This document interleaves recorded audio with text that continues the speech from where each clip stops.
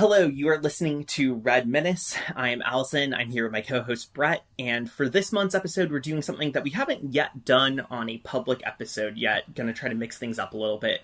We put out a call for some questions across various social media platforms to get some questions that you all had for us, and we're gonna be answering those this month. Normally, we do this as sort of one of the things we do for Patreon. Often we'll do Q&As with patrons only, but we decided to kind of broaden things up a little bit and get some feedback from people, in terms of the questions that they have, prompted either by things that we've talked about on the show or just sort of ideas generally.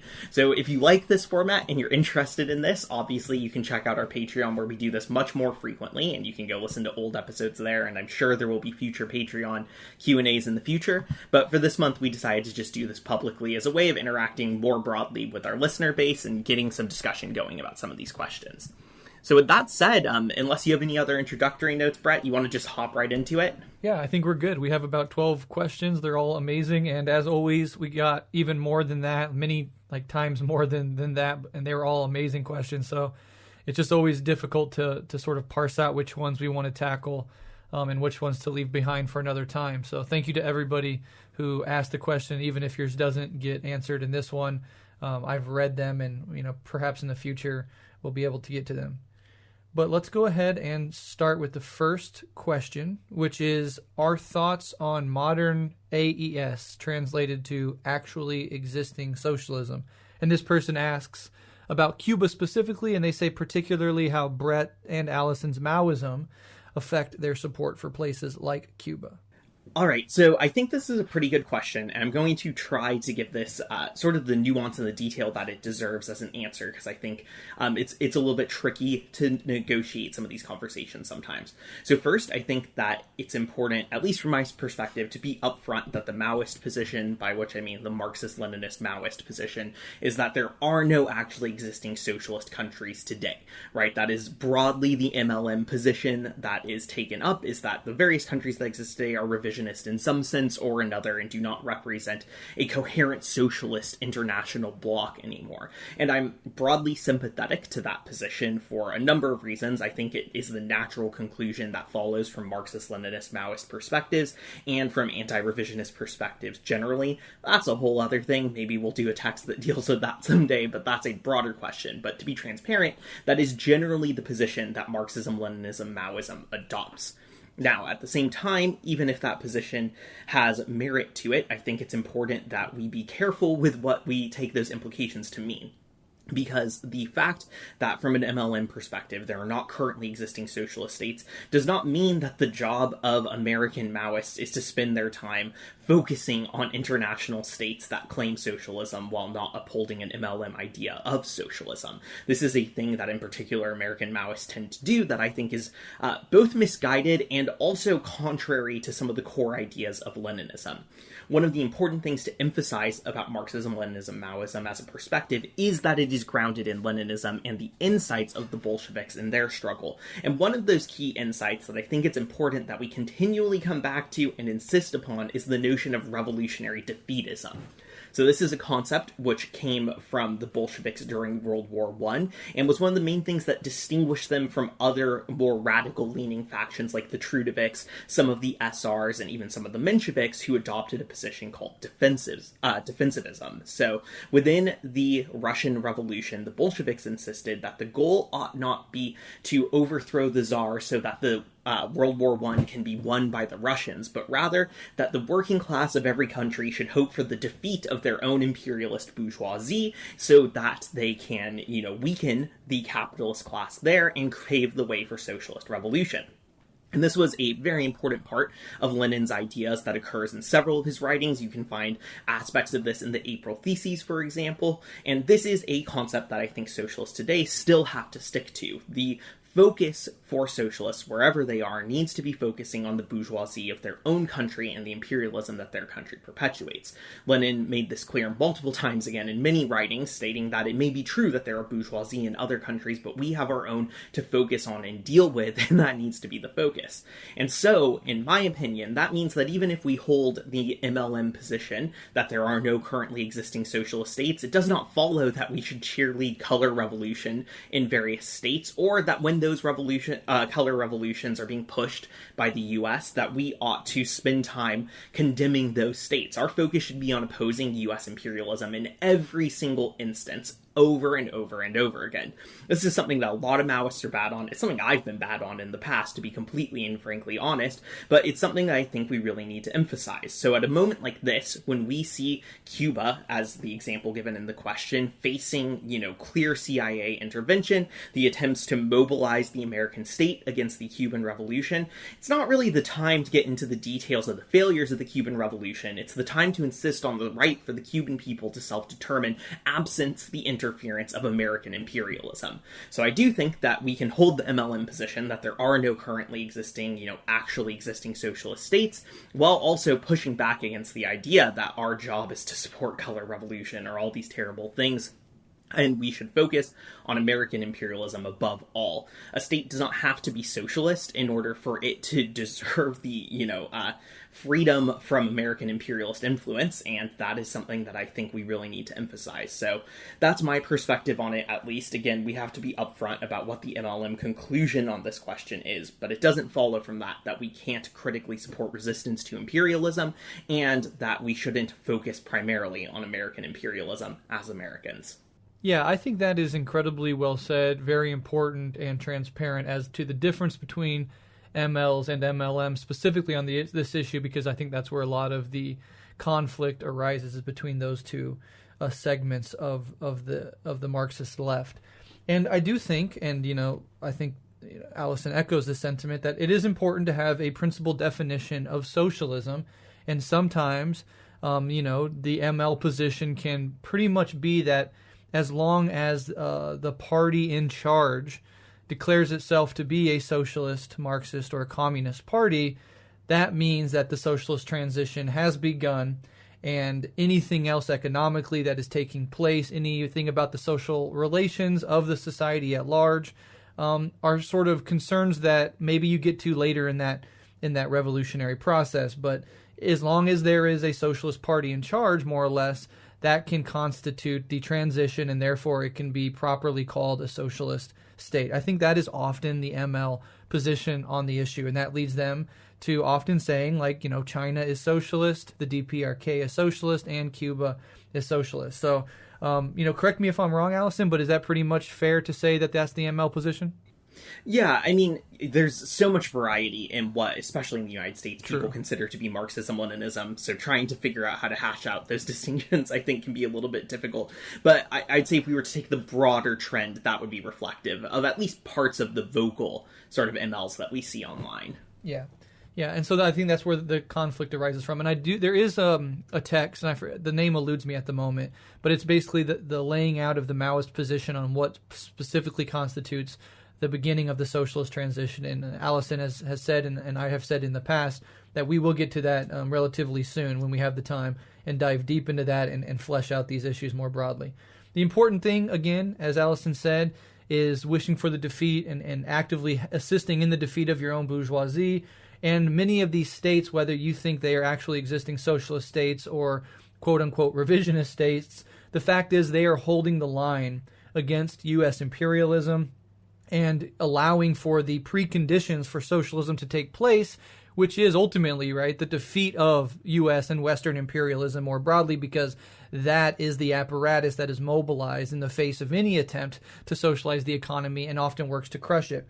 And so when you live in a global context, that is a capitalist global context that is led militarily by the forces of imperialism, with the spearheaded being the United States, perhaps it is, and I would argue that it is, very difficult, especially with all these sanctions and the embargo and all of the, the destruction of economies that comes with American imperialism. It's very difficult to be able to open up the society enough to experiment with different forms of socialist transition or to make more aggressive moves in that direction. If you're just barely hanging on economically, like a Cuba, like a DPRK, it's very difficult to do that. And the argument behind China moving in that direction is that it is building up its capacity to be independent of, or at least an equal to, the U.S., such that and weave itself into the global economy such that the U.S. cannot easily do what it does to smaller, weaker nations, which we see all over the planet. Name the country: Venezuela, Iran, etc. So those are all interesting wrinkles to add into this, and as Alyson said, that's why we should support these countries, not necessarily because they are properly socialist, but because they are fighting for their fucking lives against imperialism. And it behooves us in the imperial core to work on all levels to combat the narratives and the material force bearing down on these countries and these people. So I guess that's just what I would say in addition to what Alyson said, which I think is the bulk of the answer. Is there anything that I missed there, Alyson, or anything you want to comment on before we move on? No, I mean, I think that covers it well.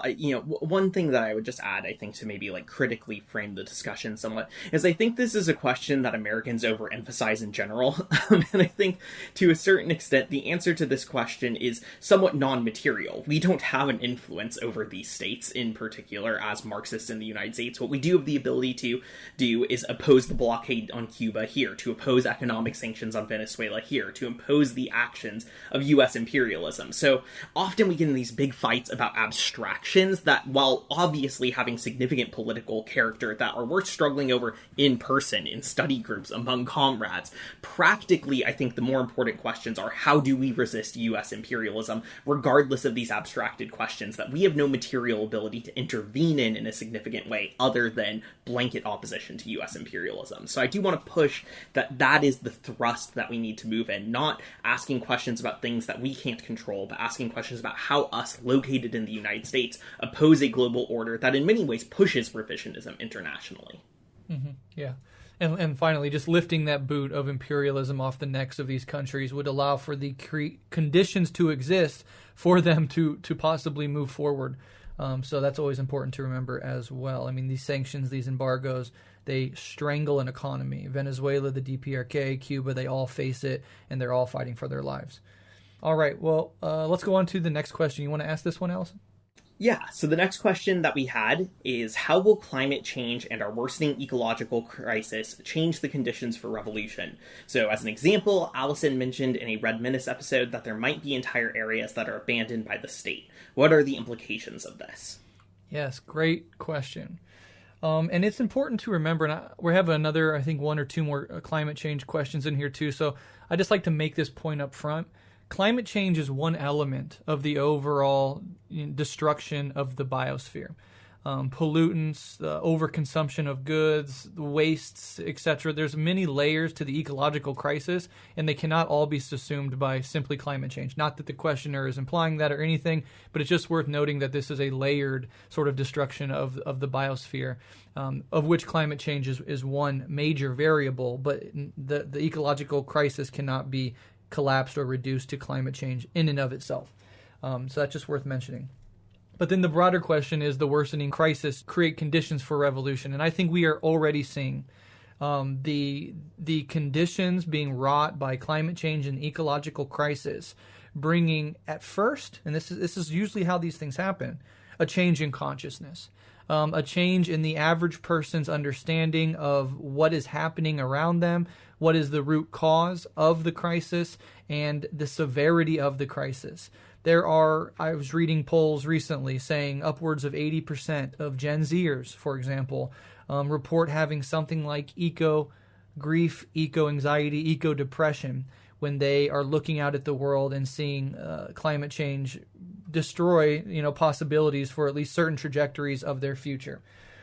People are more and more unable to do denialism, for example. Denialism, that was the line of the right for the first 2 decades of this century and before. I remember a decade ago arguing with conservatives and libertarians of every stripe in online forums, and the base position was denialism. That this isn't happening, or if it is, it's happening outside of human control, and it's actually going to be good for the planet because plants like carbon dioxide, etc. You almost never hear those arguments anymore. So even the reactionaries have had to shift their arguments. The oil companies, the fossil fuel companies are now presenting themselves as being leaders in the fight against climate change in their commercials and their public outreach. And so they're not even denying it, although they're still funding various forms of denialism. And I think it's important to think about what denialism means and expand it beyond the simple saying of like, it's not happening. Saying that humans don't cause it, or even bringing up the question, is this really human caused or is this a natural cycle? That's denialism. To assert that we could adapt to it, or that there's going to be a surprise technological magical solution that's going to come if we just give it enough time. Those are all forms of denialism. And so the denialism has shifted from being more explicit to being more implicit. But that also shows, that just reflects that the tide is changing in a lot of ways on this issue. So just broadly, I think that's going to radicalize people. When it's a person, when it's no longer abstract, it's personally affecting your life.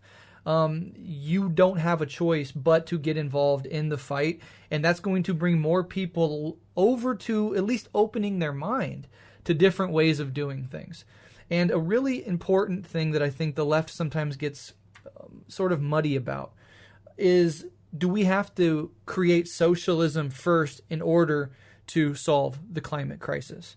Right? Do we have to have a global socialist revolution if we have any hope at all of solving the climate change crisis? And I don't think the causal arrow moves strictly in that way.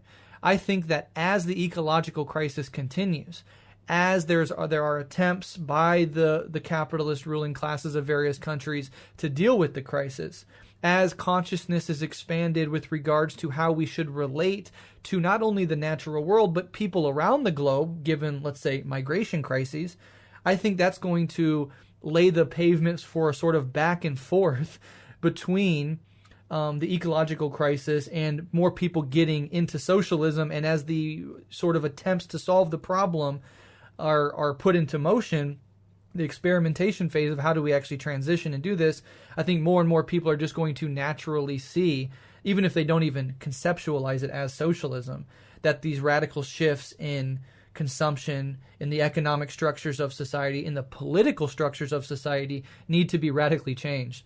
And so I think that is going to lend itself to very, very well to a broader socialist critique. And of course, it's our job to continue to frame the crisis in those terms and show how the underlying economic incentive structure of capitalism is leading to this, how the consumption patterns that capitalism depends on is leading to this, and how to really solve it is not going to be tiny reforms within the system, but is really going to have to require us to take a broad look at the political and economic systems more broadly. So there's going to be a fuck ton of suffering. There already is. There's no really way around that. I think the next IPCC report, it's leaked a little bit, has saying that we've already approached 1.5 degrees warming, which used to be the threshold, right? The threshold used to be 10, 20 years ago. We got to keep warming below 1.5. Looks like we might already be there. And so this is going, and we already see it. Look at the wildfires. Look at the heat waves. Look at the flooding in Europe just last week. It's piling up. People do not have the luxury of denialism in its most explicit form anymore, and more people are realizing that the system itself, like American government, is unable to pass an infrastructure bill, let alone tackle the problem of climate change. And that is going to radicalize people, and we have to be there to educate them and get them as organized as we can and move in that direction. So I guess that would be my broad answer. Yeah, I think that's helpful. I definitely think the important thing to really focus on, I think you got this very well at the end, is the crisis is here right now, right? So if we want to think about how it's going to change things, we can look at what we're already seeing. So as you mentioned, Brett, we obviously have the wildfires, the bootleg fire in Oregon, which has surpassed 300,000 acres and is so large and burning so hot, it's generating its own weather patterns now, is a prime example, I think. But also, we're seeing the way that this affects urban communities as well. So there's pretty good reason to believe that that condo collapse in Miami has a lot to do with rising sea level that is occurring there. And future disasters like that are pretty likely. We're seeing this happen. There's the flooding you talked about in Germany, and just of today, we're looking at 25 dead so far from flooding in China as well. So we are definitely seeing an increase around the world of these more acute disasters that are killing people. We had this heat dome in the Northwest that killed hundreds of people potentially between Oregon, Washington, and British Columbia just from the heat alone. And another thing that I think we're starting to see is the idea that some places might become unlivable. Again, the idea that some places might have to be abandoned. Scientists have begun studying this notion of wet bulb temperatures, which are temperatures where the temperature is sufficiently high and the humidity is sufficiently high that sweat no longer evaporates off the body. And if sweat doesn't evaporate, the body loses the ability to cool itself. And in these conditions, people will die in a matter of hours, even if they're in shade, even if they're taking in water, because the body loses the ability to thermoregulate at all. And we're starting to see parts of the world where these temperatures are being recorded. And assuming we continue on that trend, there will be more of that. And those are places that, quite simply, humans won't be able to live. We also obviously are seeing water concerns. This is one of the ones that I think we should watch most closely. The West is in this massive drought. There is real question about whether or not there's sufficient water for both the agriculture and urban life in Southern California, for example. But also we see this exacerbating existing contradictions. In Oregon, in the Klamath region, we're seeing a standoff between right-wing reactionary and, frankly, fascist settler farmers and the indigenous Klamath people of the region over water rights. And this reflects, violence that we saw back in 2001, where those same settler farmers actually committed drive-by terror attacks within indigenous communities over water rights. We're seeing that boil to the forefront again, and we will see a, climate crisis leading to colonial crisis in these other ways, leading to class crisis. All of these things play into each other. So the question of what this means for revolution, I think you're right, Brett, means that it's going to drive socialism, right? It's very obvious that things are failing and that no adequate response is being taken. And now that within the span of months, we're seeing crisis after crisis, killing so many people in the hundreds with each crisis, it's obvious that there is a broader structural problem here that is acutely leading to death.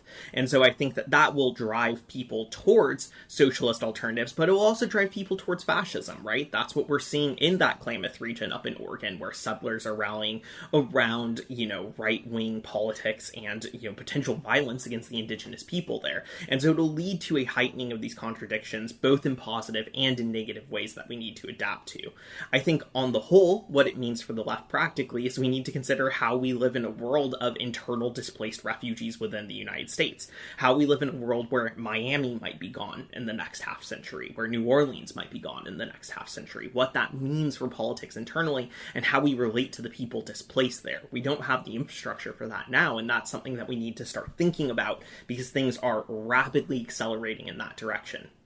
So those are kind of my broad thoughts on how this changes the conditions that we're operating in. The simple fact of the matter is that the world is shifting rapidly because of climate change, and as you said, Brett, because of broader ecological issues, and that will lead to destabilization globally across the board. It's a question of how we navigate that destabilization, and I'm not going to pretend I have the answers for that, but I think we need to get serious about the fact that many of the left modes of organizing, of small-scale mutual aid or protest, or the various things that the left tends to do in the United States are not going to cut it in the world that we're moving into, and we need to start thinking about what scaling up infrastructure looks like and offering answers to people who are being displaced because of this crisis looks like.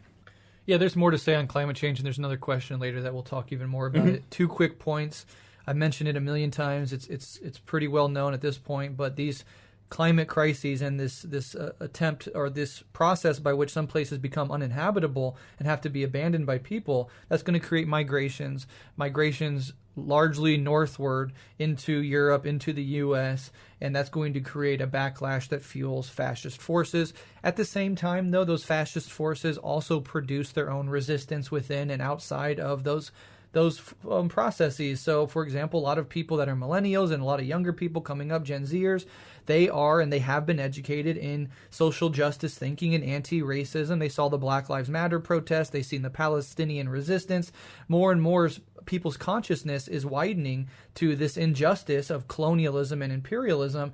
And we have to continue to educate people on that because that's going to be a buffer against and a force that can be mobilized against the fascist tendencies in the face of mass migration and just the global injustice that the global north has largely contributed to this problem, while it's the global south that is going to suffer the most from it, and they don't have the resources and capacities to guard against it as much as the global north, precisely because they were purposefully, in many cases, underdeveloped by that global north.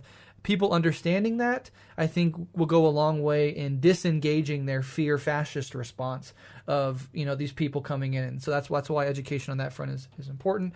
Last thing I'll say also, the heat dome that we saw over the Pacific Northwest. I was in Seattle for it. It was fucking brutal. And like hurricanes, for example, one of the problems with hurricanes is they're being slower. So they're bigger, more intense, and they hover over an area longer. This is, scientists are starting to think, at least partially due to interference in the jet stream. So as the Arctic heats up, which the poles heat up much faster than the rest of the planet, as those air masses warm up, it decreases the intensity of the jet stream, and the jet stream is what pushes storms through. And so if that peters out or slows down at all, what you see is these weather events sticking around much longer than they have in the past. That was certainly behind the Pacific Northwest heat dome. It's been behind hurricanes, and we'll continue to see that. And that is also a huge area of concern, because things that would otherwise pass in a day or two might stretch out to a week, 2 weeks, etc., and that will wreak fucking havoc. So lots to say about climate change, but I think that covers it from now. We're 30 minutes in and we're 2 questions deep. So, all right, I'll jump to the next one. This person asks, what is our main contradiction? And somebody else on another platform asked, can you please give me some examples of contradictions in our society that might help me understand dialectics more broadly? So I just wanted to kind of combine those 2 questions. You can take whatever part of that thread you want, Alyson. Totally. So I'll kind of start broadly, and I think the examples will crop up as we go. So, to wrestle with this, there's the question of who our is, right? So I'm going to talk in an American context, at least, because that's the context that I've spent my time thinking about. And I think we need to unpack what this idea of a main, or people often say primary, contradiction is. So let's start with what Marxism sort of views as the main contradiction of history broadly, right? So from a Marxist perspective, the contradiction of history is between 2 classes, and who those 2 classes are changes depending on the type of society. So often we, really focus on proletarian and bourgeoisie, but also we can think about feudal arrangements where you have serfs and nobility, for example. But the core idea of the Marxist view of history, at least, is that history is, as Marx said, the story of class struggle, of classes struggling against each other. And classes understood in this context as groups of people who share a specific relation to the material means of production within a society. So if we think about capitalism, we've outlined this in our Fundamentals of Marxism episode in much more depth than this, we might think about those who own private property and those who do not. Those who own private property then pay those who do not own private property in order to work that property and produce value. And some of that value is given back as wage, right? So we can think about class in that context of the workers and the capitalists based on their relationship to production and based on their relationship to the means of production. In the context of feudalism, right?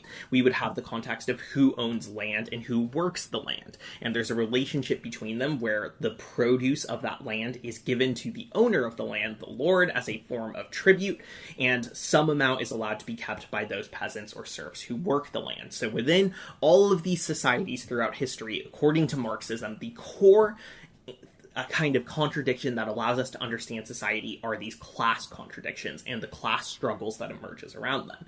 So from a Marxist perspective, the main contradiction of history is the contradiction between classes based on their relationship to the means of production. That is the central contradiction.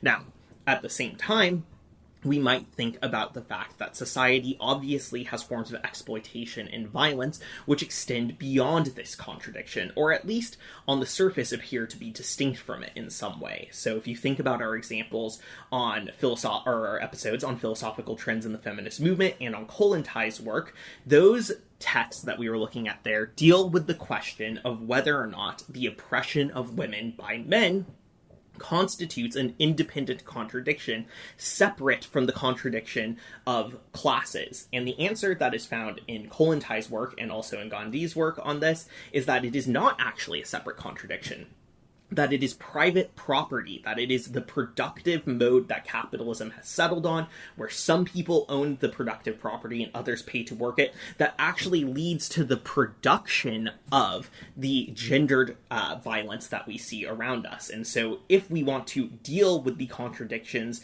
around gender that express as exploitation, oppression, and violence against women, we have to make sure that we are also dealing with the contradiction of class. So we can understand how other contradictions are related to this core contradiction of class. Likewise, I would say that if we want to think broadly about global history in the 20th and 21st century, and if we want to think about American history in particular, we have to think about the contradictions of colonialism and the contradictions of imperialism, by which some nations went out and colonized other nations or engaged in genocide to conquer specific tracts of land and set up their own new settler societies there. And I think it's important to say that this process, which created contradictions between colonizing nations and oppressed nations, was a product of capitalist expansion. You can go listen to our episode on Discourse on Colonialism, where Césaire gets pretty in-depth about the way that capitalism was the driving process behind colonialism that led to this expansion. So even though that might seem on the surface to be distinct from the question of class, from the workers and the bourgeoisie, from a Marxist perspective, we can understand class as a contradiction which produces this whole host of other contradictions. So in an analytic perspective, that is how I would deal with the question of the main contradiction. Now, there's also what is the main contradiction from a strategic perspective, right? Where do we start chipping away at this? And I would say in the United States, the main contradiction strategically is the settler-colonial contradiction between settler-colonial nation that is occupying stolen land and indigenous oppressed nations that still exist here and are resisting in various forms. And I would argue that this is a contradiction which is produced by capitalism, which flowed from capitalist property relations, the endless need for capitalist expansion, and that can only be resolved through the abolition of capitalism. But likewise, capitalism here in occupied North America cannot be tackled, cannot be wrestled with, without first dealing with colonialism, first combating colonialism, and pushing back against ongoing occupations and genocide, which strengthen capitalism. So strategically, I would say the main contradiction that we need to focus on is the settler-colonial contradiction, but that is the contradiction which is inextricable from the broader class contradictions of capitalist society that have driven history and continue to drive history. So I kind of am making a distinction here between analytic and strategic, but that's how I see it at least. Hopefully that distinction is clear. But at least analytically, the Marxist position holds that the main contradiction is a class contradiction and that other contradictions are a product of that contradiction. Yeah, incredibly well said. And for the sake of time, I'm just going to kind of leave it at that because I think you touched on all the main points. You gave a bunch of examples, and I completely agree with you. And we've done lots of work on it as well. So if you want to dive a little deeper beyond that explanation, plenty of resources on Rev Left and Red Menace to dive even deeper. But yeah, let's just go ahead and move on. I am sort of conscious of time because I don't want this to be a 3-hour episode. So yeah, we'll have to kind of speed through some of these, but hopefully... Totally. Yeah, but go ahead if you want to ask the next one. Awesome. Yeah, so the next one, a little bit lengthier actually, is as communists, with our goal being the establishment of a classless, stateless, moneyless society by first achieving socialism, I've thought about a relationship to capitalism now and socialism in the future. Right now, we critique capitalism and seek its destruction in the form of revolution. But once socialism is established, I've thought that the role of communists would be to critique socialism and to seek its progress into communism.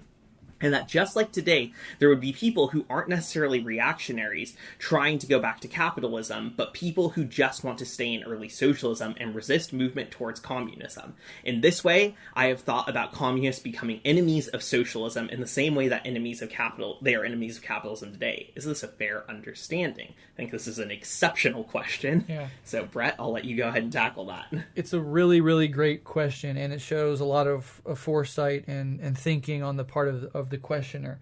I think that they more or less have it right in the sense that the contradictions continue and can even be more acute and intensified in the socialist stage, which from a Marxist perspective is the transition towards communism. And in fact, in every situation in which socialism has been tried, in which the transition from capitalism toward communism that we call socialism has been experimented with and implemented, the contradictions have arisen within those movements. Mao was famous for pointing out that class struggle actually intensified during the socialist transition. There were as he called them, the capitalist roaders, who in the midst of trying to transition out of capitalism, were actually proposing policies that would lead back to capitalism itself. And oftentimes, this is not a conscious thing.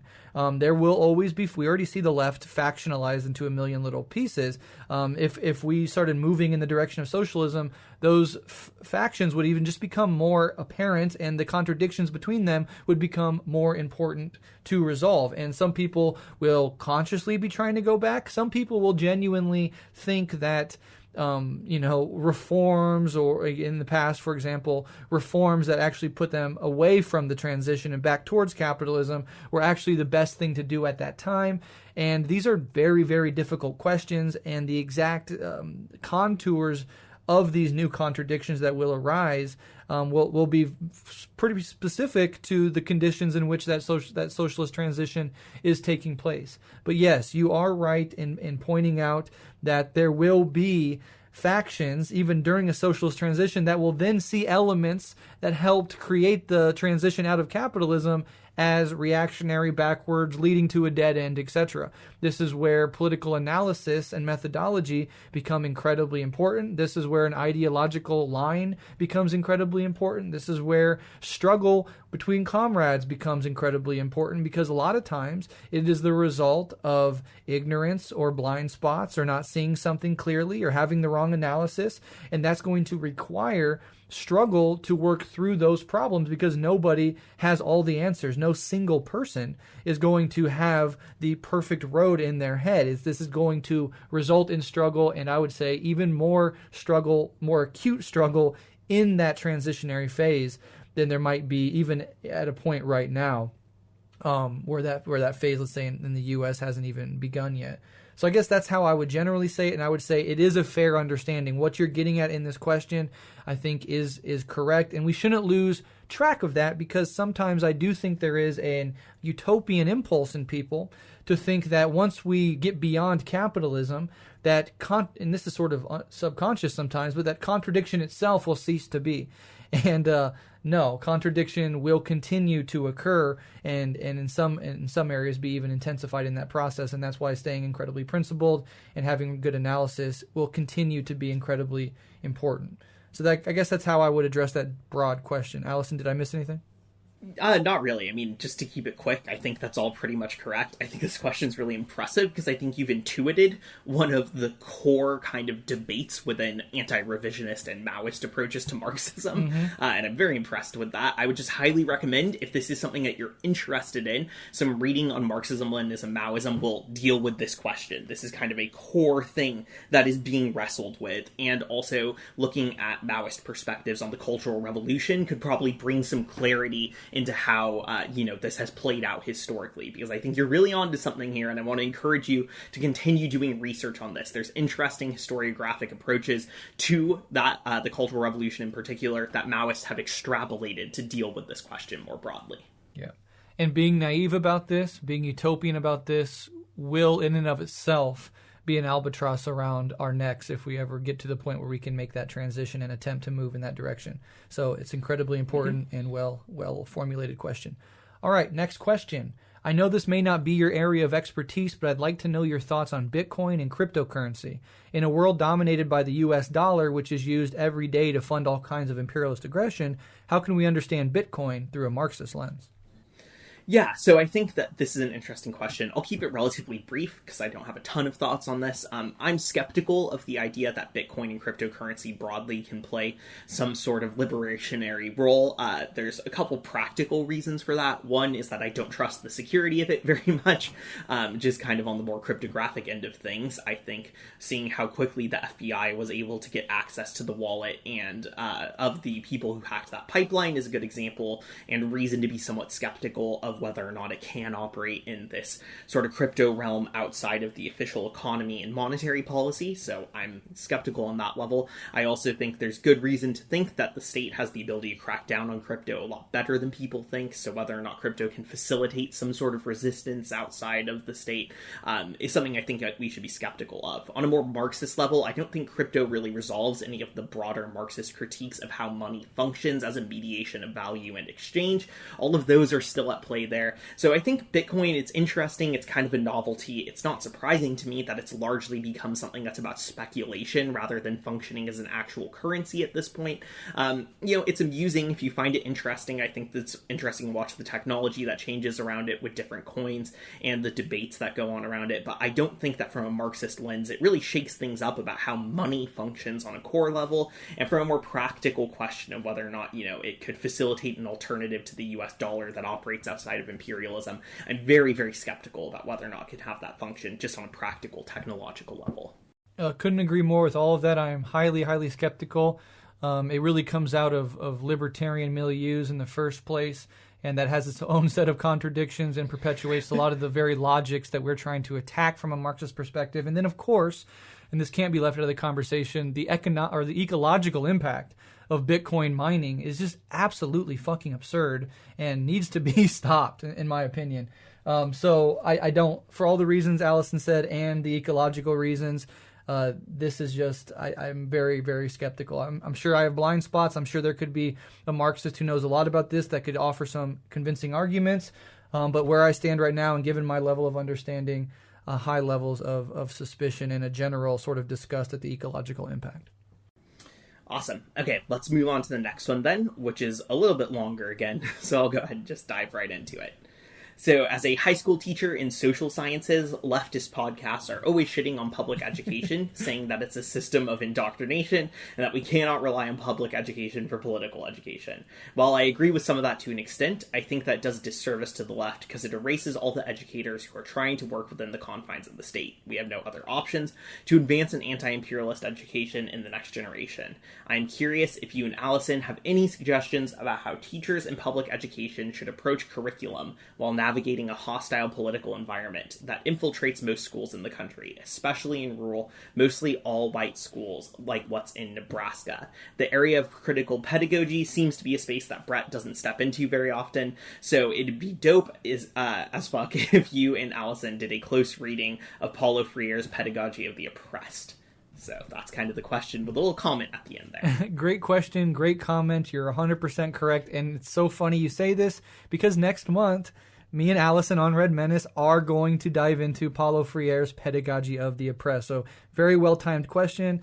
We're usually announced that at the end of the episode, but we'll probably announce it now and then. We're going to do that next month. So, it's coming for sure. And I've also noticed the fact that I don't step into this realm very often. I'm trying to actively correct that.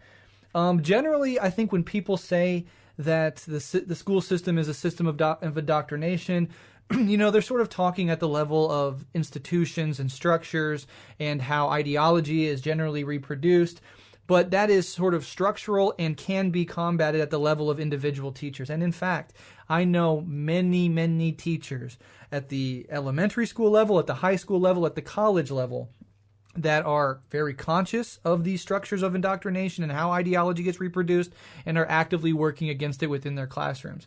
I have a really good friend who's been on this show before who is a high school educator in, I believe, in Sacramento, and he does an amazing job of breaking down this indoctrination, moving his kids to the left, not through a beating over the head of, believe this because I'm a Marxist and this is what I believe, but just in an actual critically engaged understanding of history, understanding of our current society and its problems.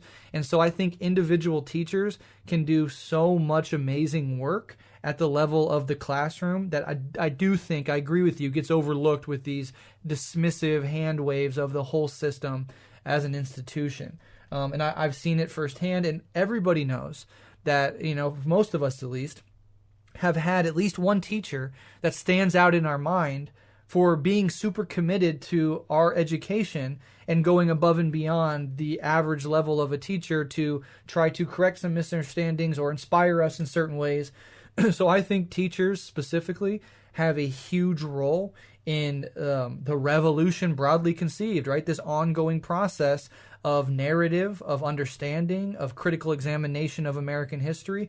And at the point of the classroom, when you have children that are in a fundamental learning point, you can absolutely make a huge impact on dozens and dozens of kids who then go on to make huge impacts on their friends, their families, and their eventual children, their communities, etc.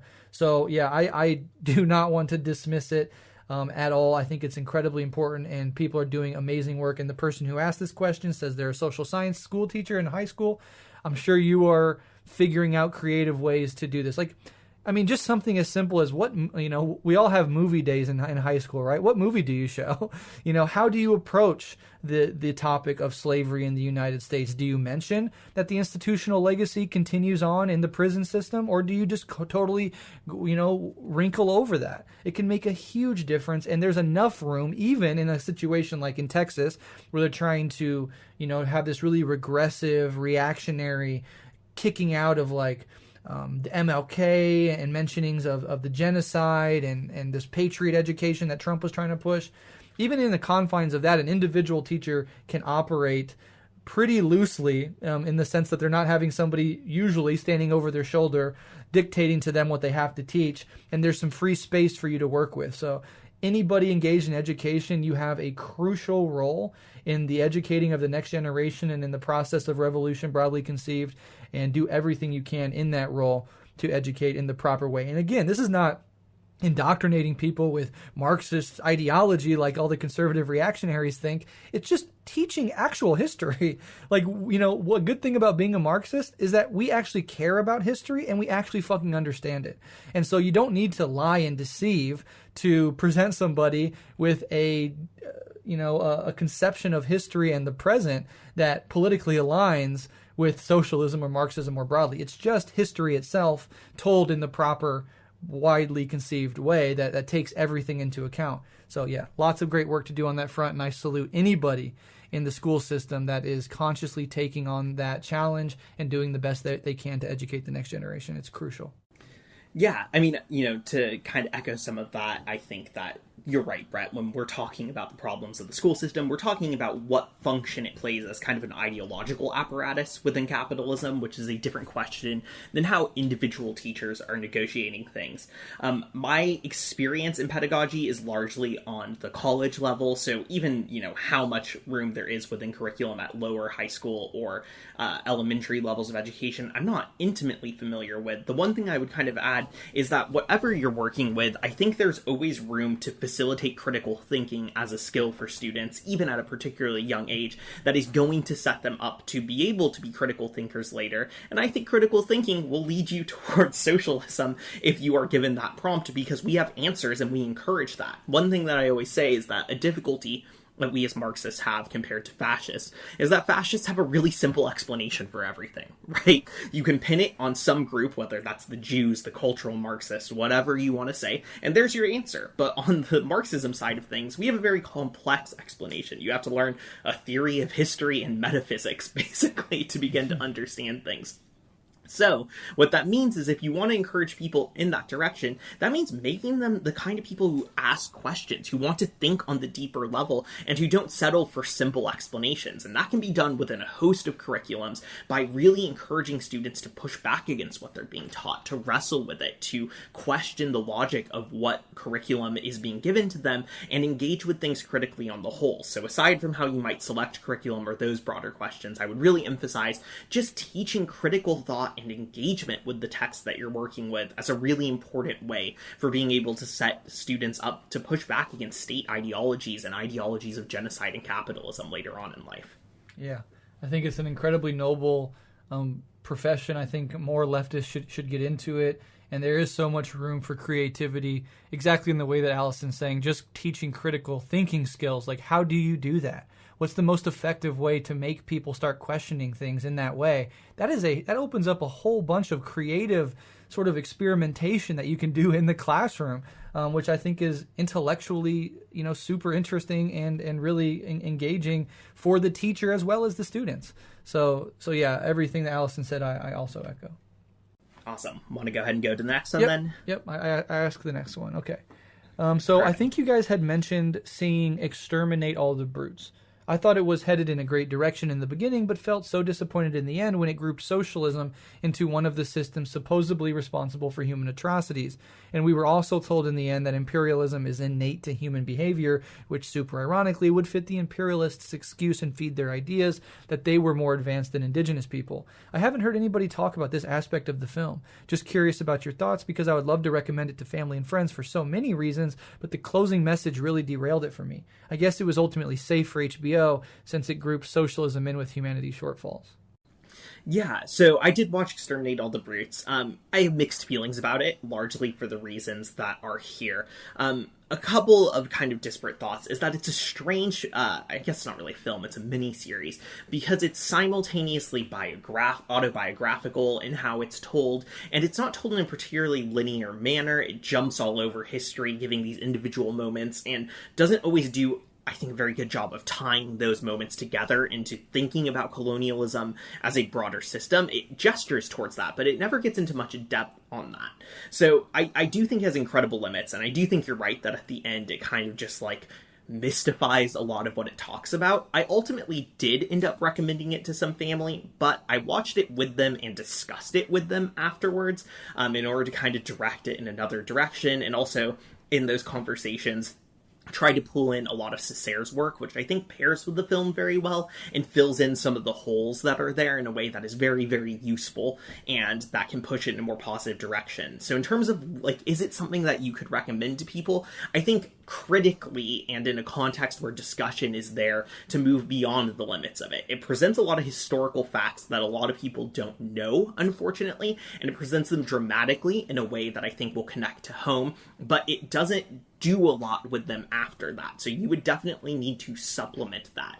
I think it definitely has some educational value that can be tapped into, but you have to work as a group discussing to get beyond what it's presenting, I think, and using it more as a jumping off point than as a tool that can just be used to educate and leave it at that. Yeah, and just bouncing off our last question, right? Like, that'd be a very interesting thing for a teacher to experiment with if you have that ability to do so in your classroom, is like showing this film and then using it as a jump off and critiquing it, etc. And that in and of itself can help inform people on history while inculcating them with the ability to critically think. I guess I might have missed it. I don't know if I missed that part about socialism. I don't remember it. On Guerrilla History, we had a Patreon episode where we talked about the film and launched a bunch of critiques as well, so you might be interested in checking that out, because I think there are some things worth being critiqued. I just don't remember the socialism aspect, so maybe that part just glossed over, or maybe I watched it all in quick succession, that some things just slipped through, or maybe I was just excited that a major channel like HBO was actually talking about colonialism and its connections to whiteness and modern-day fascism, that I sort of, was blinded to some of the other things. So I'll have to go back and check that part out to have a better explanation of that specifically. But Raoul Peck, who is the director, it seems weird that he would... he's not an anti-communist or an anti-socialist. He's the director of Young Karl Marx. I think he identifies as a Marxist. So that would be incredibly disappointing if that were the case, and I have no reason to think it's not. But yeah, I'll have to go back and check that out, because do you remember that, Alyson, specifically in that part of the film? Yeah, it's pretty brief towards the end. It's one of, like, the visual graphics that's depicted over narration, I believe, that lists kind of systems that are responsible for these genocides, and socialism comes up on the list. I don't think it even makes it into spoken narration, but it is kind of one of the background images that is going on. I see. So maybe that slipped by me. Yeah, disappointing for sure, but Alyson's general point about using it as a jumping off point and not an end in and of itself, I think, goes a long way to solving that problem. So if you do recommend it, give them those caveats, and if it slipped past me, perhaps that one little infographic will slip past others as well, but it definitely will help to preempt it by saying there's some things it gets wrong, but generally it has an interesting sort of critique of settler colonialism and its connections to imperialism and fascism. So yeah. All right, next question. Yeah, so this next one, which relates to one of our earlier ones, pretty straightforward. So I've been suffering from a lot of eco-anxiety and eco-grief lately. Is there anything you can offer that can provide hope on this front in these despairing times? Yeah, deeply, deeply relate. Over the last couple of weeks, I myself have been going through quite the bout of eco-anxiety, losing sleep over it. It's a whole thing in my household. I don't scare my kids with it or anything, but certainly talk about my fears with my wife and stuff. And I've talked about it on a recent Rev Left episode. I just did a whole red hot take recently that came out of me waking up in the middle of the night with eco-anxiety. And certainly if you just scroll on the mainstream media doing their articles on climate change, it is horrifying. And I'll preface all of this by saying it is the issue of not only this century, but perhaps in all of human history. This is the greatest crisis that we've ever faced, and it's going to take fighting on every single imaginable level to put this in a direction that doesn't end in utter, complete catastrophe or even societal collapse. And every single one of us has an existential and social duty to one another, to the future of humanity, to engage in this fight in whatever ways you can. So while I'm going to offer some notes of optimism, because I think it's important for revolutionary optimism, not to be black-pilled by eco-despair, it's going to be prefaced with that. Like, this is not, anything I'm about to say is not a reason to not throw everything you fucking have into this specific fight. And specifically also for the reasons we mentioned earlier is that, and maybe I'll start with this, that what we're going through, especially if we fight, is not extinction. It's a great transformation. If we survive this, we will have changes that are necessitated to our political and economic system that we will look back and realize that while countless fucking people suffered and the most vulnerable were the ones that were hurt the most, and it is unacceptable on every level, it is also the biggest opportunity to get out of the imagination of capitalist realism, outside of the structures of settler colonialism, and critique the whole fucking damn thing. Humans have existed for 200,000 years, and capitalism and colonialism took a couple hundred to bring us to the brink of societal and civilizational collapse. People are waking up to that. And so, in the best case scenario, this is a brutal growing pain that will launch us to the next level as a species and allow us to finally cut free from the fetters of capitalism and colonialism and imperialism, and to enter a new world, a new consciousness that is already emerging. This consciousness is understanding at deepening and deepening levels the interdependence and interconnection of all things on planet Earth. The connection that I have to the oceans, even though I live in Nebraska, the connections I have to the fucking Arctic weather patterns that affect the jet stream, the connections I have to people in South America who are going to be forced to migrate, in the Caribbean, in Europe, the people from Africa and the Middle East are going to have to migrate because some of those places are going to become uninhabitable. There is this consciousness rising already that shows and stands in direct contrast to colonialism and capitalism, which is rooted in this idea of separation, of, these people are less than, so we can genocide and enslave them. This world is not me, so I can plunder and exploit it. That delusion of separation is at the core of whiteness, of colonialism, and of capitalism.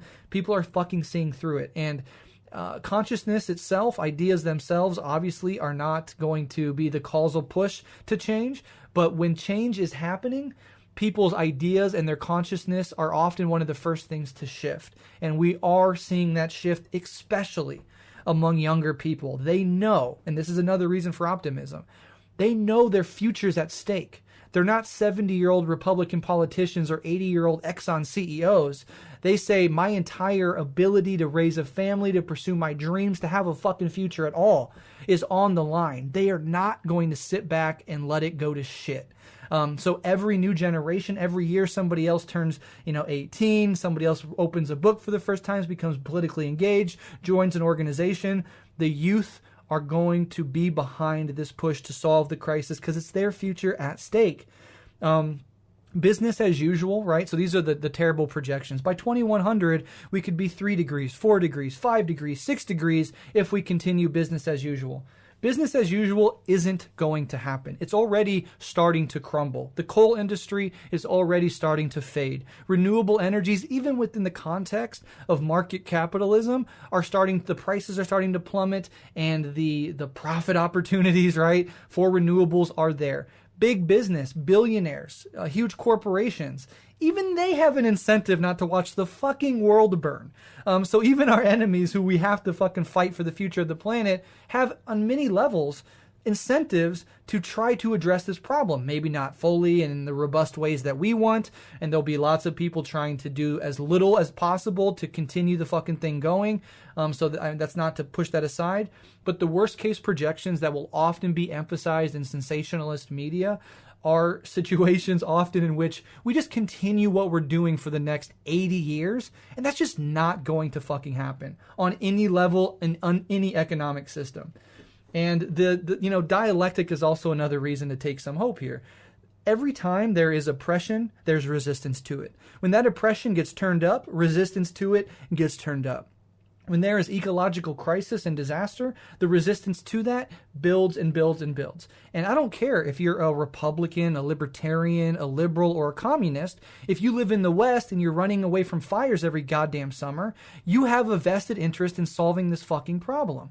Regenerative agriculture, regenerative farming, working with nature as opposed to against it, is taking off in every sphere of human life.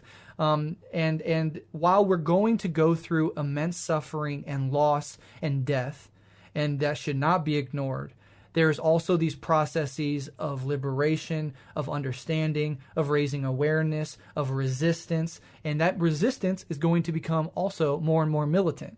I think we will see climate terrorism. I think it will be untenable to be a billionaire in a couple fucking decades. I think we will start seeing attacks on oil infrastructure, fossil fuel infrastructure as the crisis gains. So we're going through an incredibly scary time, but do not let it black pill you, because if we fight as hard as we fucking can, this might be the best thing ultimately that's ever happened to the species, in that it can be the beginning of one of the greatest transformations in human history.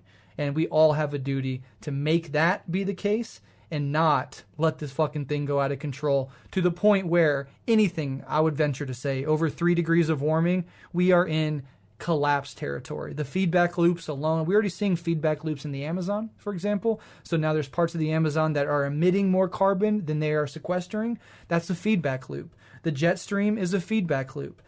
Cloud cover, there's lots of new science coming out about how clouds are going to be affected. That's a feedback loop. Losing Arctic ice means that the ocean absorbs more heat instead of reflecting it back into space. That's a feedback loop. These are already happening, so we have to stop it.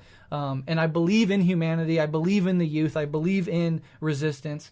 And I think that ultimately we're going to overcome this thing and be the better for it, but it's going to require all of us, all hands on deck, getting involved in fighting our fucking hearts out for the rest of our lives to try to push it in that direction. Yeah, I mean, it's a big question. On a certain level, I just sympathize so much with the experience of eco-anxiety and eco-grief. My poor wife, I think, just has to deal with the brunt of it, where all the time I'll come to her with some new thing that I learned about how fucked we are, and the thing that she keeps saying is, who does this actually help? So she really bears a huge brunt of that, and I feel terrible for it. But it is just kind of an overwhelming thing. I think Breht has pointed to really good reasons that, we should try to feel optimistic. So I might try to offer a slightly different philosophical perspective here, which is that even if there is no reason to feel optimistic or to hope, nihilism is still not a good answer, and you shouldn't accept it, and you shouldn't take being black-pilled even if we're fucked. Even if we lose these feedback loops, even if we're looking at collapse. I'm really struck by the phrasing that a friend, posted recently, which is, if that's the world then we're going in, then we fight for communism as palliative hospice care for humanity. Damn. Right? If that's what it means, that's still worth fighting for. Right? That's still something that has meaning, even if it means just trying to make sure that the final days of our species are not as hellish as they can be. That is still better than giving up. So no matter what, no matter how hopeless it looks, I think nihilism is untenable. It's not an option. There will always be something to fight for, and that fight will need to continue. And so I think that even, if you can't buy, as I often can't, because I think I have a sort of analytical trend towards nihilism, honestly. So even if you can't buy into those hopeful things, even if there is no hope, it is still better to fight than to give up. I know for me, I think Camus is a huge piece of shit as a person, and a lot of his philosophy is kind of garbage. But that idea of, if nothing else, if you can't find anything else, then continue fighting and living on out of spite for the system that put you in that place, that's an idea that I take solace in on those darkest moments when I find myself drifting towards nihilism, that it is just always worth it to continue to live, to continue to fight for something, and that we can't give in to nihilism towards the, what Camus would call either intellectual or literal suicide. Those are not options. There will always be something to fight for, no matter how hopeless it looks, even if it's just for the dignity of continuing to fight. And that at least helps me feel better during those times when I'm really, really trending towards the more kind of black-pilled perspective, at least. So that might be helpful for others, but that's sort of how I look at it. Yeah, even in the absolute worst case scenario, we still have the opportunity to take care of each other and fucking terrorize the rich. So, if their whole system collapses, they're not going to fucking be any better off for it either. But nihilism generally is reactionary. Misanthropy generally is reactionary. We should fight against those strains within ourselves. Promote revolutionary optimism wherever we can, while taking a realistic account of what the fuck we're facing and how rough this fight is going to be. Even if we win, even if the best case scenario happens, it's going to involve immense amounts of fear and suffering and anxiety and harm and slaughter. That's the best case scenario. So in that sense, it's dark, but we have to fight. So that's absolutely true. And just on the wife point, completely agree. I get in these fucking doom loop spirals, and then I tell my wife, and the other day I was just like going off, spewing out everything that I've internalized over the past several hours of studying, and fucking she broke out crying, just sitting there listening to me, and all of a sudden burst out with tears flooding down her face. And I apologized profusely, and kind of to myself, I'm like, this is my burden of knowledge. I'm going to take this on myself. I'm going to do everything I can to politically educate, to build up resiliency for my family and community, and not necessarily dump this shit onto my wife, and certainly not my kids. And so that's another sort of little maze that we have to navigate here is with this burden of knowledge, how do we dispense of it, and how do we relate to our loved ones? And it doesn't do any good to scare the shit out of people we love. Yeah, definitely. It's hard, though. Yeah, true. So for the next question, which is pretty grounded and straightforward, and I think worth wrestling with, we have: what skills can individual people cultivate outside of organizing itself so as to be more of an asset than a liability in the coming rocky years and decades? So this, I think, is a nice follow-up to that eco-anxiety one that we had. Yeah, it's perfect, and I really like this dichotomy of being an asset versus being a liability. And, we don't want to overemphasize individual approaches, and this person wove that into the question outside of organizing itself, which is always going to be prime. Political education and organization are essential. But individually, there's lots of times when we're by our fucking selves. There's hobbies and interests that we have outside of organizing and educating others. And there's lots of time we spend just with our families. And so what can we develop here? And I think this is really interesting, and it's something that I myself, especially reading about climate change, have taken incredibly serious. So now all of my hobbies, all of my interests, all of my goals, individually, personally, now revolve around building up resiliency for my family and learning skill sets that will be an asset, not just to my family, right? It's not like I'm just going to do this prepper libertarian thing where it's like I got guns and protected my family, but so that I can be an asset to others, that I have a store of knowledge that can be practically useful for communities, for organizations going forward. Some of those have included like my recent spat of goals that I'm tackling. I wrote them out. I'm learning how to harvest rainwater, right? So in Nebraska specifically, and I think it's really helpful to study the climate impacts on your region and area specifically so that you can know what best things to cultivate. But in Nebraska specifically, we're looking at very precipitous winters and springs, and then long droughts in summers. So we're actually getting more precipitation in the form of snow and early spring storms, but less in the dog days of summer. Being an agricultural state, clearly that's a problem. So harvesting rainwater and learning how to recycle and work with the hydrologic cycle as opposed to against it is incredibly important. And if I have a big bucket of rainwater, I don't need to turn the hose on to water a garden, for example. So that's another thing I'm learning to do is I'm getting into permaculture and building big gardens and expanding my gardening capacity and knowledge. I'm actually a tenant, right? So I have a landlord, but luckily I asked my landlord, can I dig up half the fucking backyard? And they said yes. So I'm doing that. Composting, another way of reducing waste and recycling what would otherwise just go into the trash into minerals and nutrients and soil to put into the garden, etc. So these are really important. Fishing has been something that I taught myself over the last year. 2 years ago, I didn't have a fishing pole, didn't know how to fish. Last time I fished was a child. I've now taught myself to be a pretty proficient fisherman, and I've included kayak fishing as well. Just another asset of learning how to go out in nature and harvesting things. Anything that you're interested in can be help, I think, generally, and this is not, this is, of course, with the exception of people who have disabilities or are unable to do this, but trying to be as fit as you can, trying to be as healthy as you can, learning how to be healthy and to take care of your body will put you in a better physical, mental, and emotional place to deal with stressors in the environment.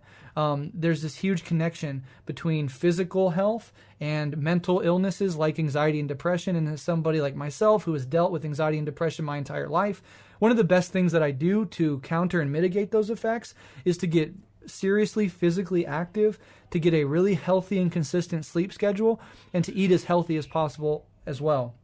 I've also been frequenting farmers markets, which I actually think are going to grow as sort of the supply chains around the world are sort of, damaged or weakened through climate catastrophes. I think local sort of production of food and distribution of food is going to become increasingly necessary.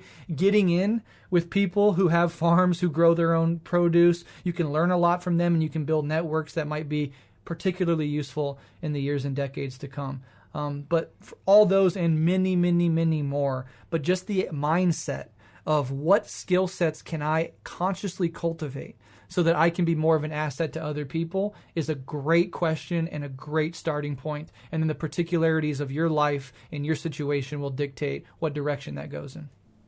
Yeah, I think those are all great answers. My perspective is definitely going to reflect that on a certain level. I definitely have reoriented my hobbies basically around the idea of this question.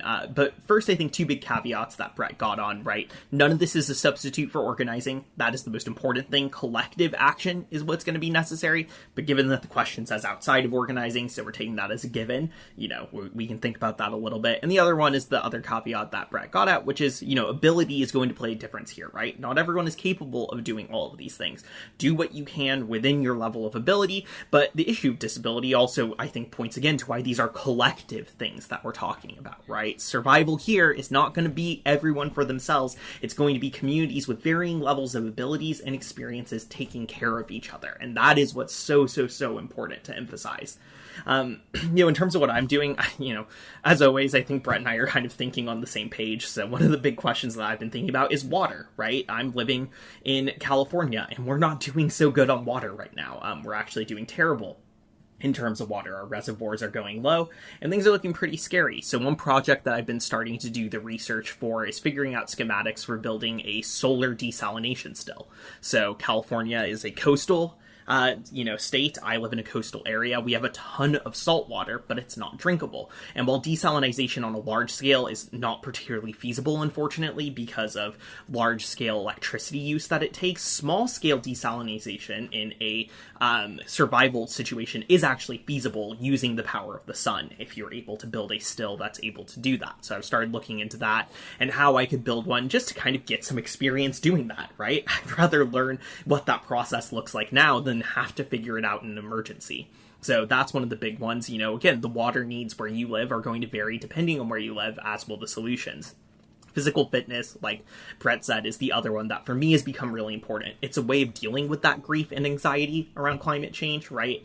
Those thoughts that plague me in other times aren't really in my head when I'm lifting or doing cardio and spending time at the gym. So it helps therapeutically, but also I don't think anyone's ever found themselves in a collapse scenario and regretted spending time getting more fit before that. So I do think that generally it's positive in that regard. And the other thing is familiarizing yourself with nature, familiarizing yourself yourself with the natural world outside of the city or suburbs that you live in. I've really shifted to spending as much time out in the forest and the mountains as I can. This Sunday, I'm wasting a day hiking 20 miles to this very tall mountain just so I can push myself, be able to feel comfortable in these hostile contexts, pushing my body to its limit and navigating it. Because who knows someday what sort of context we'll have to navigate, and I'd rather be able to do that now and have trained and worked hard, and again, in community with friends and family, to build the ability to do these things and survive in situations that are difficult and tax our bodies very extensively. Learning how to filter water, learning fishing are other really important things. I wouldn't say that I'm a proficient fisher like Breht, but it's something that I've worked on. I enjoy fishing, and thinking about foraging as well is something that my wife and I have both been really interested in. Thinking about what local plants are harvestable, what can be cooked with them. All of those ideas, I think if we come together and we work on those things, can provide resiliency within communities during times of crisis. So those are all kind of the things that I would point to. The real thing, though, is that these are skills that are awesome to do on your own, but are way better to do with other people. And I promise that your enjoyment of them will be better if you can find others to do them with, and you can also start to think about what engaging in these processes collectively looks like. So that's kind of what I would push towards, but those are the things that I've gravitated towards in terms of not being a liability and being able to have something to offer to take care of other people as things get scarier and scarier moving forward. Yeah, absolutely. Medical skills are also highly gonna be needed, right? Nursing, stuff like that.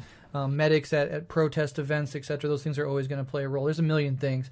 I just really want to emphasize before we move on, really take seriously of studying your region and the impacts of climate change, organizationally, individually. Understand what your area is in for, and that will help you have an analysis that better informs organizing more broadly.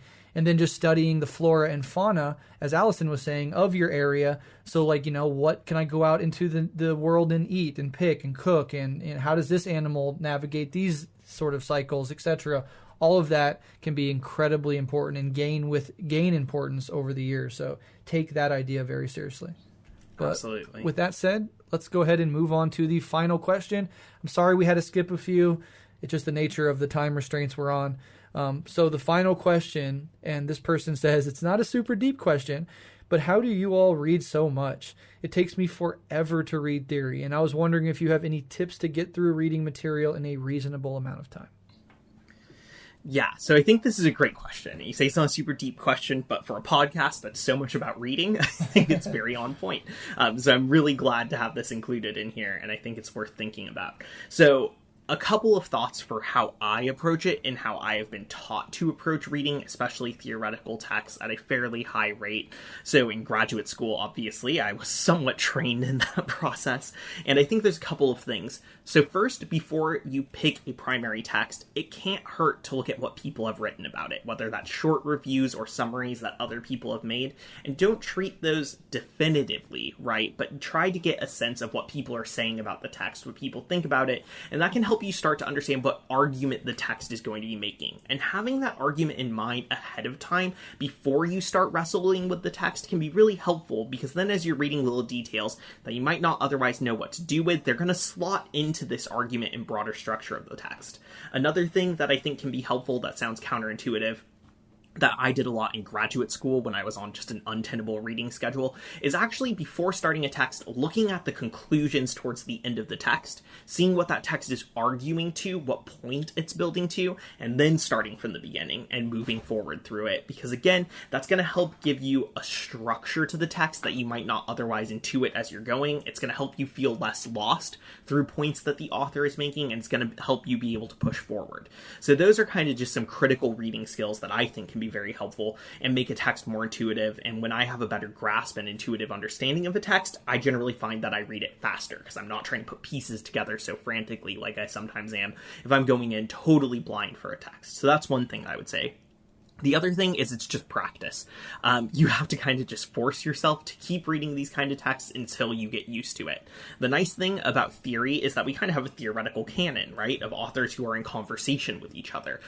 Within Marxism, there's obviously countless debates between various authors. And as you start to familiarize yourself with those debates and the various texts that are important in them, it starts to become easier to read through books because you know the context it's writing in. You don't have to struggle so much to figure out what allusions or references are are towards, you can kind of intuit things a little bit better, and that can help with reading more. So I will say that when you're trying to start reading theory, it is so hard. You will not know the historical context necessarily. You will not know the dialogue that a book is engaged with.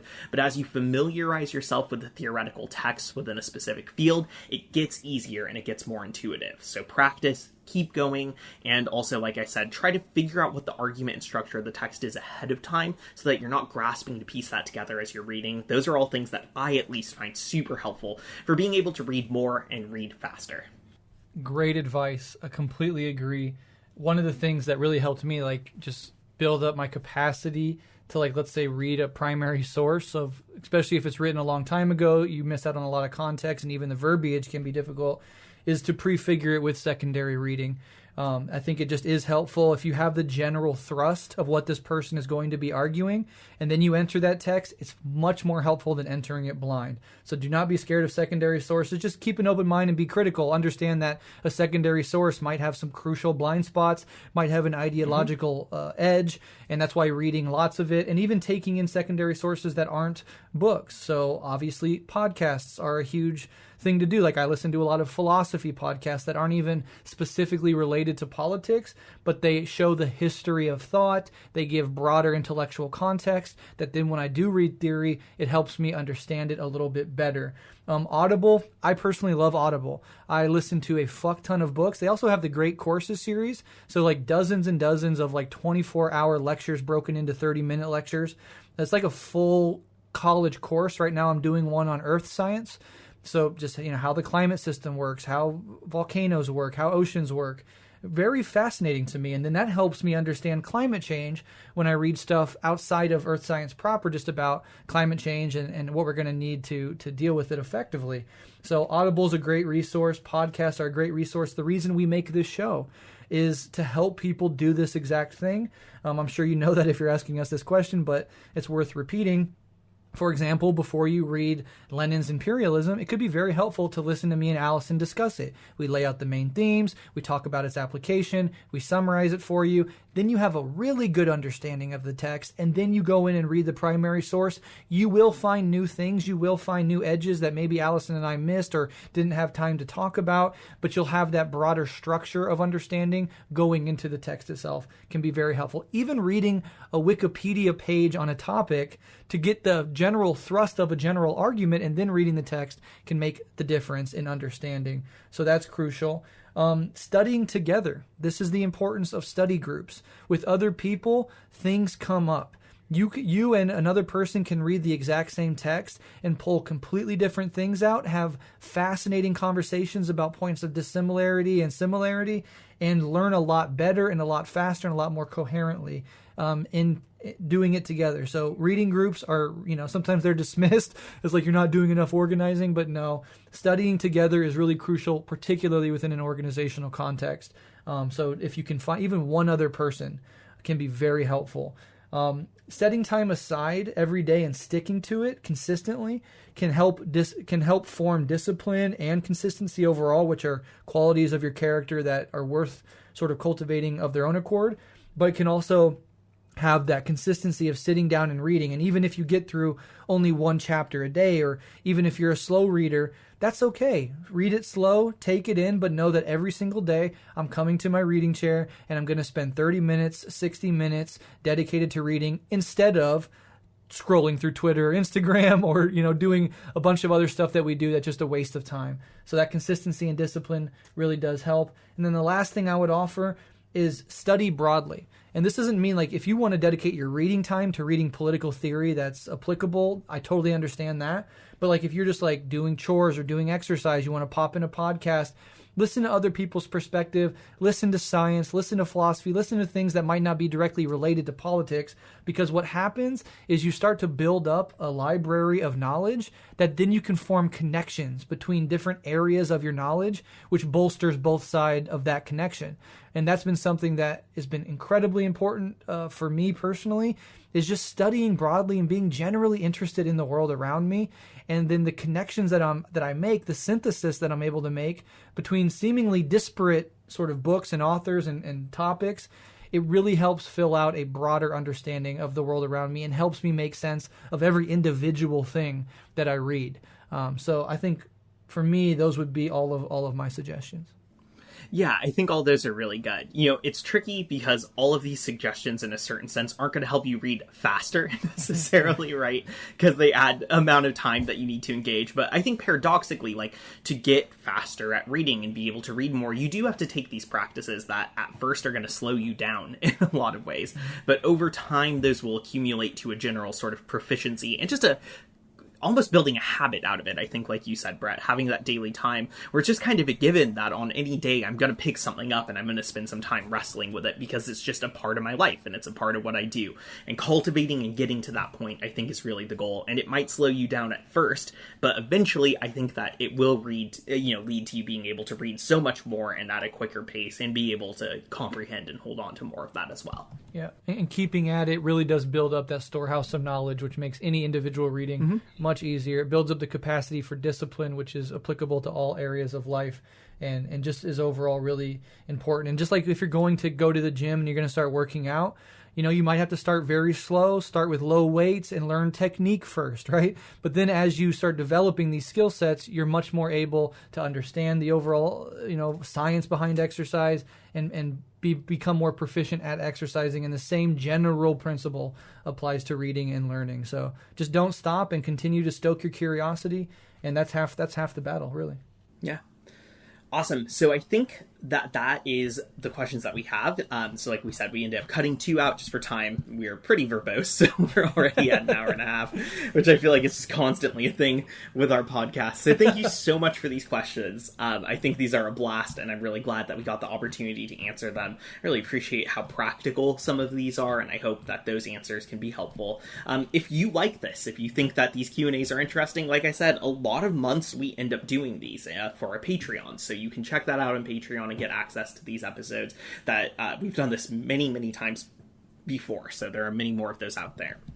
Moving forward into next month, like Brett said, we are going to be going ahead and tackling Pedagogy of the Oppressed by Paulo Freire, which I think will be interesting to get into some pedagogical work and think through that. I've spent lot of time thinking about this book, so I'm kind of excited to get to wrestle with it a little bit, and I know many people have asked about it before, actually, so I think that should be a good experience for everyone. Really looking forward to it. So thank you all so much for tuning into this episode. I hope there's something for everyone to get at least something out of here. We've covered a wide variety of topics, and we'll be back next month to cover Pedagogy of the Oppressed, like we said.